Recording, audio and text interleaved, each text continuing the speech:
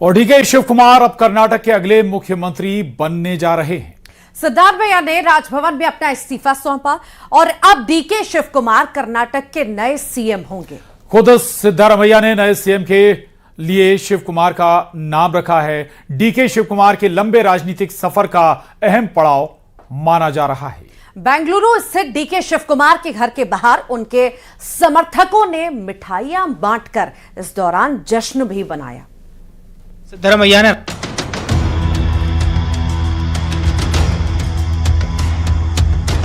DK Shiv Kumar अब कर्नाटक के अगले मुख्यमंत्री बनने जा रहे हैं। गुरुवार को सिद्धारमैया के इस्तीफे के बाद उनके मुख्यमंत्री बनने का रास्ता साफ हो गया है। ये डीके शिव कुमार के लंबे राजनीतिक सफर का अहम पड़ाव माना जा रहा है।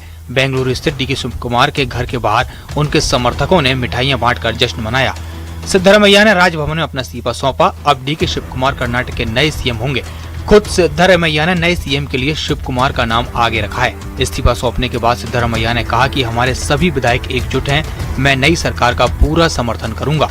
डीके शिव कुमार को कांग्रेस का भरोसेमंद, संकट मोचक और मजबूत संगठनकर्ता माना जाता है। उन्होंने छात्र राजनीति से अपना सफर शुरू किया और धीरे धीरे कर्नाटक कांग्रेस के सबसे प्रभावशाली नेताओं में शामिल हो गए। डीके शिव कुमार ने 18 साल की उम्र में कांग्रेस की छात्र इकाई NSUI से राजनीति की शुरुआत की थी। राजनीतिक विश्लेषकों के मुताबिक ये रणनीति बीजेपी जेडीएस गठबंधन के सामाजिक समीकरणों का मुकाबला करने और पूरे कर्नाटक में अपना प्रभाव बढ़ाने की कोशिश का हिस्सा मानी जा रही है, क्योंकि साल 2028 में कर्नाटक में चुनाव होंगे। ऐसे में कांग्रेस मजबूती के साथ फिर से सरकार बनाने के लिए उतरेगी। Bureau report, news 18। बंगाल में घुसपैठ और घुसपैठियों का इलाज अब शुरू हो चुका है। केंद्रीय गृह मंत्री अमित शाह ने दो टूक कह दिया है, देश से एक एक घुसपैठिए को बाहर निकालेंगे। शाह ने कहा कि घुसपैठिए खुद वापस चले जाएं। अगर घुसपैठिए खुद चले जाएंगे तो बंगाल सरकार उन पर केस नहीं करेगी।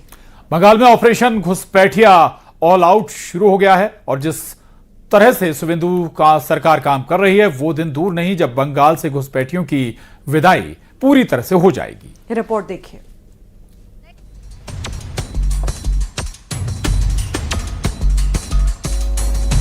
बंगाल में घुसपैठ और घुसपैठियों का इलाज अब शुरू हो गया है। पिछले 4 दिनों से बॉर्डर पर घुसपैठियों का जमावड़ा शुरू हो गया है। बंगाल के अलग अलग इलाके में जो घुसपैठिए रह रहे थे वो अब बांग्लादेश वापस जाने के लिए बेचैन हो रहे हैं। नई सरकार के आते ही बंगाल में घुसपैठियों के खिलाफ सख्त एक्शन दिख रहा है। केंद्रीय गृह मंत्री अमित शाह ने दो टूक कह दिया, देश से एक एक घुसपैठिए को बाहर निकालेंगे। बीजेपी के आने के बाद बंगाल में घुसपैठिए जाने लगे हैं। शाह ने कहा कि घुसपैठिए खुद वापस चले जाएं। अगर घुसपैठिए खुद चले जाएंगे तो बंगाल सरकार उन पर केस नहीं करेगी। भाजपा बंगाल सरकार ने डिटेंशन सेंटर बनाए हैं, मगर हम सब लोग चाहते हैं कि जो घुसपैठ कर अवैध तरीके से आए हैं वो अपने आप जहां से आए हैं वहां वापिस चले जाए। अगर वो अपने आप चले जाते हैं तो बंगाल सरकार भी उन पर कोई केस नहीं करेगी, जाने के लिए उनकी सहायता भी करेगी। इससे पहले मुख्यमंत्री शुवेंदु अधिकारी ने भी कहा था कि घुसपैठिए भाग जाए, नहीं तो सरकार कड़ा एक्शन लेगी। इसके बाद से ही हाकिमपुर बॉर्डर पर घुसपैठियों का जमावड़ा अचानक से बढ़ गया है। बांग्लादेशी जो नागरिक है उनका लेने का जिम्मेदार तो है उनका। तो जब हम लोग यहाँ से बोल रहा था तो अब वहाँ से उनका जो स्पोक्स पर्सन है, मैं देखा था सोशल मीडिया में और यूट्यूब में आया, जो उन्होंने बताया जो बांग्लादेशी है वो तो हम लोग ले लेगा। तो ये सब बांग्लादेशी है, इसको ले लेना चाहिए। लेकिन ये लोग को, पुलिस को हम लोग बता दिया जेल में भेजने का जरूरत नहीं है। देश के रुपया में खाना खाएगा, कपड़ा देगा, मेडिसिन देगा। एक दामाद है ये लोग, जल्दी जल्दी भागो।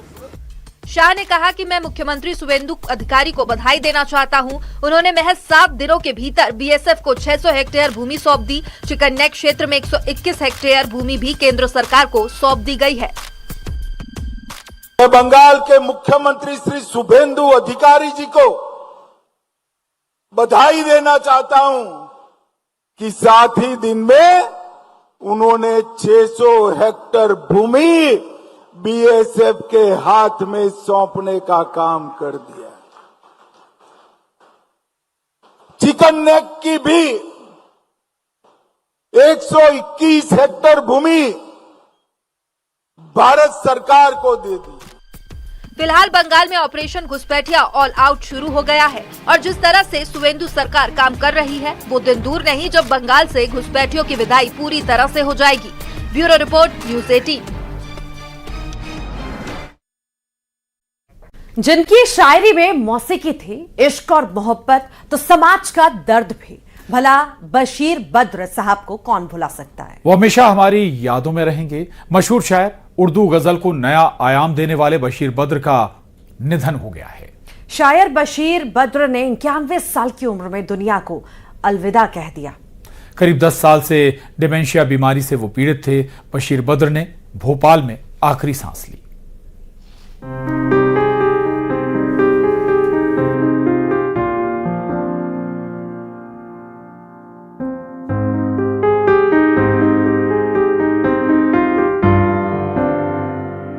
हर एक प्यार करने वाला, प्यार में टूटा दिल, इस शेर से अपने दिल का हाल बयां करता है। मौसीकी हो या फिर आशिकी, इश्क या मोहब्बत, बशीर साहब का क्या कहना था। मशहूर शायर, उर्दू गजल को नया आयाम देने वाले, आम इंसान के लिए शायरी को आसान लफ्जों में बयां करने वाले शायर बशीर बद्र ने 91 साल की उम्र में दुनिया को अलविदा कह दिया। आखिरी सांस भोपाल में ली, जो करीब 10 साल से डिमेंशिया बीमारी से गुजर रहे थे। धीरे धीरे याददाश्त कमजोर होने लगी, लेकिन मुशायरे की याद आती तो इरशाद इरशाद कहने लगते, जिनकी मौजूदगी महफिल में 4 चांद लगा देती थी, जो अपनी शायरी से महफिल लूटने का हुनर रखते थे। वो मशहूर शायर हमारे बीच नहीं रहा। यूपी के अयोध्या में 15 फरवरी 1935 को जन्मे बशीर बद्र ने कम उम्र में ही बता दिया, शायरी उनका पहला इश्क है, जिन्हें इस शेर से शोहरत मिली।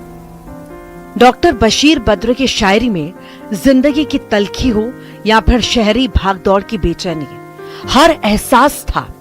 हिंदुस्तान की मिट्टी की खुशबू भी, संसद में भी जिनके शेर गूंजते थे। मुखालिफत से मेरी शख्सियत संवरती है, मैं दुश्मनों का बड़ा एहतराम करता हूं। देश ही नहीं, दुनिया में भी इनके चाहने वाले हैं। जिस शायरी ने दिल को छुआ, भला कैसे भूल पाएंगे इस मशहूर शायर को, जिनके शेर दिल में धड़कते हैं।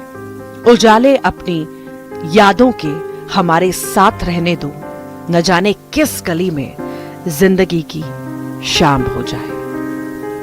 भोपाल में रमाकांत दुबे की रिपोर्ट, न्यूज़ 18 मध्य प्रदेश, छत्तीसगढ़।